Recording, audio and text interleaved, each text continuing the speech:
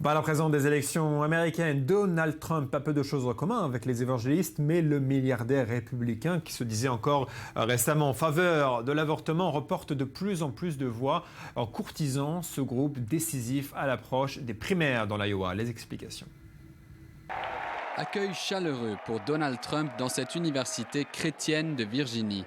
Le candidat à la primaire républicaine est venu courtiser ses jeunes électeurs. Un vote qui compte. Les évangélistes constitueraient plus de 50% de l'électorat républicain pour les primaires. À 2 semaines du premier vote dans l'Iowa, Trump se positionne en défenseur des valeurs religieuses. Je suis protestant et fier de l'être. Presbytère pour être précis, mais j'en suis très fier, très fier. Nous allons défendre la chrétienté et j'ai le droit de le dire. Je n'ai pas l'obligation d'être politiquement correct. Nous allons la protéger. La Liberty University de Lynchburg est un bastion historique de l'évangélisme américain.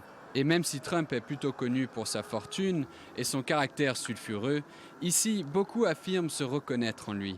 Nos vies sont basées sur les principes de la Bible. Alors c'est important pour nous d'être représentés par quelqu'un qui croit aux mêmes valeurs. Il est possible qu'il y ait de meilleurs candidats, mais nous avons besoin de Trump pour battre ceux qui n'ont pas en tête les meilleurs intérêts chrétiens. Trump caracole en tête des intentions de vote chez les évangélistes avec 42%. Le très conservateur Ted Cruz, sénateur du Texas, est loin derrière avec seulement 25%. Mais pour certains électeurs, la méfiance reste encore de mise. Je trouve le discours de Trump un peu inquiétant. Il dit beaucoup de choses qui me parlent en tant qu'évangéliste, mais je ne suis pas convaincu que ça dépasse le jargon politique. Dans l'Iowa, la course reste serrée entre les deux candidats.